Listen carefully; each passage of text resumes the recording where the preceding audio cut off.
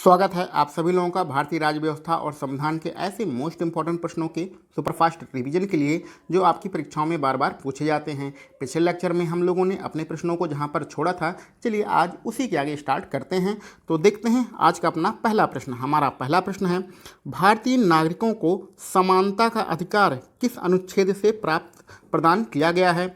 तो भारतीय नागरिकों को समानता का जो अधिकार दिया गया है वो आर्टिकल 14 के तहत दिया गया है। अनुच्छेद 14 में समानता का अधिकार इस बारे में बताया गया है। इस चीज़ को आप ध्यान में रखिएगा। चलिए आगे बढ़ते हैं। संसद के संयुक्त सत्र का सभापतित्व कौन करता है? इसके कहने का मतलब है कि जब संसद का संयुक्त सत्र बुलाया जाता है जिसमें लोकसभा और राज्यसभा दोनों एक साथ बुलाए जाते हैं तो उसका सभापति कौन होता है? तो संयुक्त सत्र का सभापति जो होता है वो लोकसभा अध्यक्ष होता है। इस चीज़ को आप ध्यान में रखिएगा। और यहाँ पर एक और प्रश्न आपके मन में आना चाहिए कि लोकसभा और राज्यसभा की संयुक्त बैठक, संयुक्त सत्र बुलाने का अधिकार किसके पास है? तो जो बुलाने का अधिकार है वो केवल और केवल राष्ट्रपति के पास है। तो दो संयुक्त सत्र के बारे में जो दो चीज़ें आपको पता होनी चाहिए कि संयुक्त सत्र बुलाता कौन है? राष्ट्रपति, लेकिन उसका अध्यक्ष कौन होता है? लोकसभा अध्यक्ष। इसको आप ध्यान में रखिएगा। चलिए आगे बढ़ते हैं अपने अगले प्रश्न पर। लोक सेवा आयोग किस प्रकार का निकाय है? तो लोक सेवा आयोग एक संवैधानिक निकाय है। तो संवैधानिक निकाय का मतलब होता है कि ऐसा कोई निकाय, ऐसी संस्था जिसका वर्णन आपके संविधान में किया गया हो, उसको हम लोग संवैधानिक निकाय कहते हैं। तो संघ लोक सेवा आयोग भारतीय संविधान में बताया गया है, इसलिए लोक सेवा आयोग कैसा निकाय है? संवैधानिक निकाय है। इस चीज़ को आप जानते रहिए। आगे बढ़ते हैं। लोक लेखा समिति, इसको हम लोग पैक कमेटी भी कहते हैं।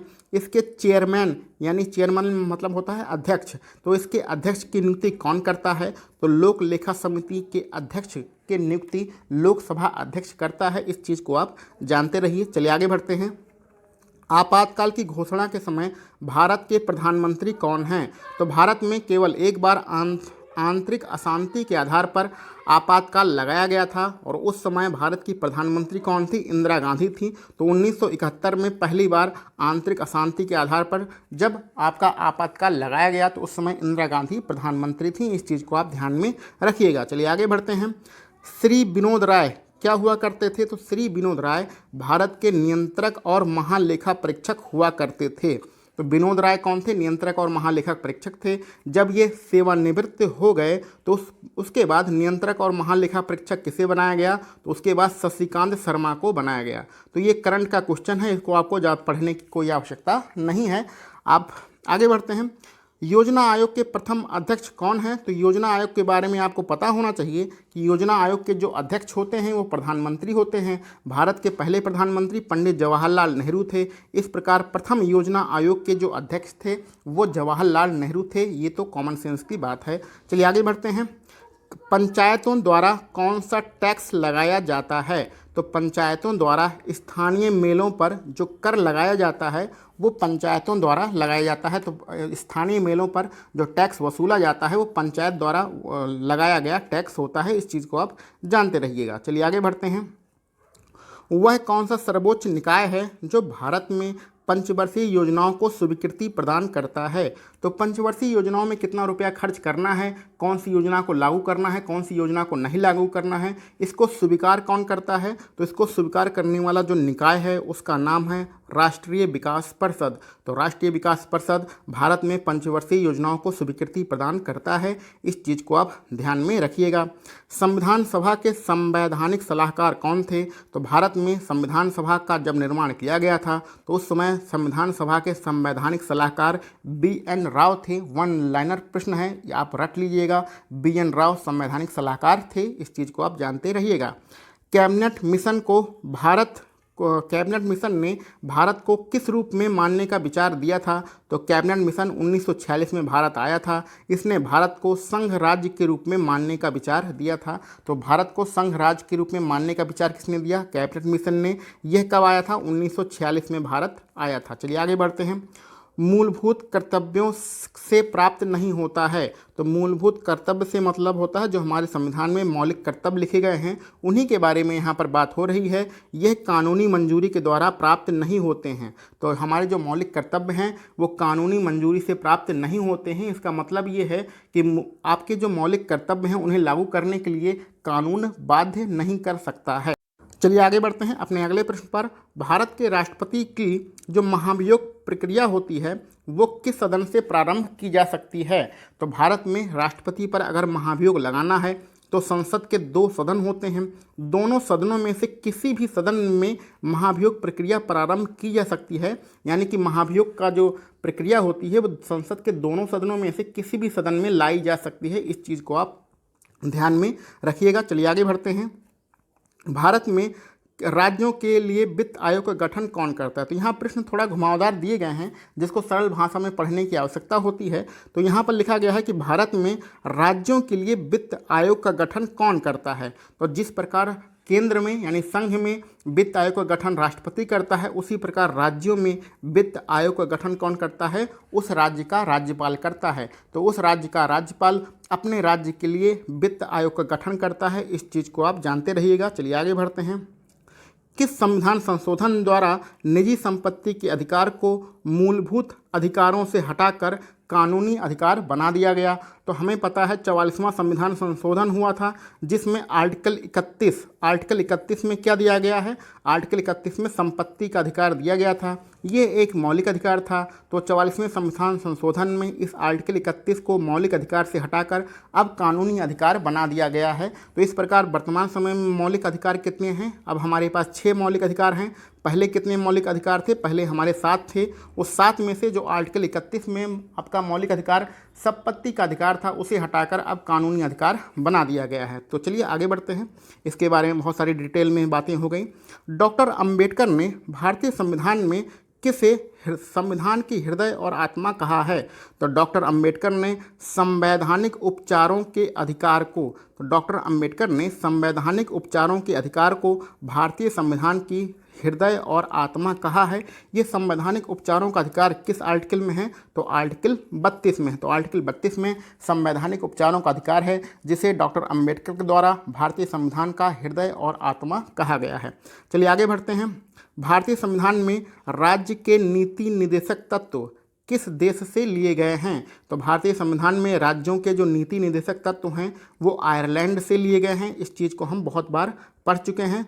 आगे बढ़ते हैं। आर्टिकल 32 के बारे में आपको पढ़ना है। एक रिट है। रिट में क्या लिखा गया है कि भारत का सर्वोच्च न्यायालय किसी व्यक्ति को लोक पद जिसके लिए वह पात्र नहीं है धारण करने से रोकने के लिए याचिका दायर करता है। तो वो कौन सी याचिका होती है? उस याचिका का नाम है अधिकार परीक्षा। और ये किसके अंतर्गत दायर किया जाता है? तो सर्वोच्च जो न्यायालय होता है सुप्रीम कोर्ट, वो आर्टिकल 32 के तहत इसे जारी करता है। तो 32 के तहत जारी क्या करता है? सर्वोच्च न्यायालय जब किसी व्यक्ति को देखता है कि वो किसी पद पर है लेकिन उस पद को धारण करने के लिए वो योग्य नहीं है, तो उसको रोकने के लिए वो अधिकार परीक्षा नाम से एक रिट जारी करता है जो कि आर्टिकल 32 में दिया गया है। चलिए आगे बढ़ते हैं हम लोग। भारतीय संविधान की प्रस्तावना में स्वतंत्रता, समानता और भाईचारा ये शब्द कहाँ से लिए गए हैं?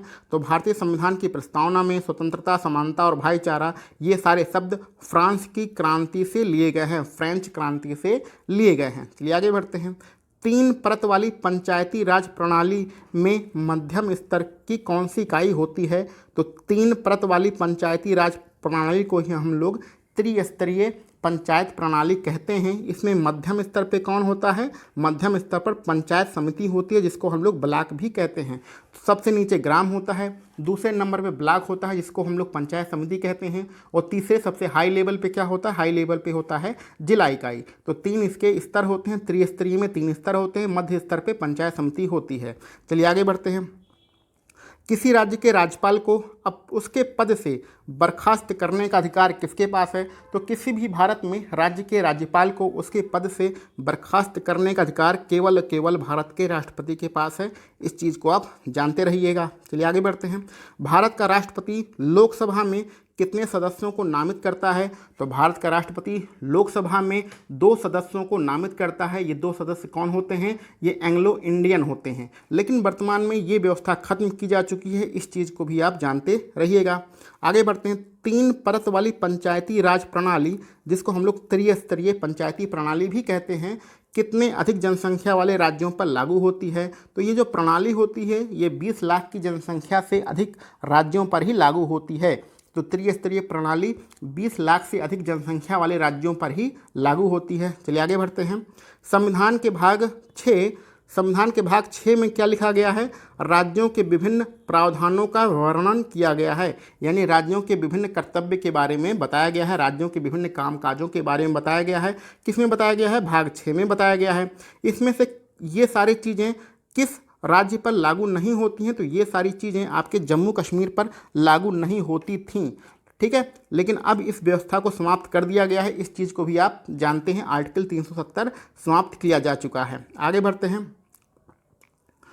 संघ के लेखा, संघ मतलब होता है केंद्र सरकार। केंद्र सरकार में जो लेखा जोखा होता है उसकी जो रिपोर्ट कौन बनाता है? तो रिपोर्ट बनाता है नियंत्रक और महालेखा परीक्षक रिपोर्ट बनाता है। तो ये रिपोर्ट बनाकर अपनी रिपोर्ट को किसके सामने प्रस्तुत करता है? तो नियंत्रक और महालेखा परीक्षक केंद्र सरकार के लेखा जोखा से संबंधित अपनी रिपोर्ट बनाता है और यह रिपोर्ट राष्ट्रपति के समक्ष प्रस्तुत करता है।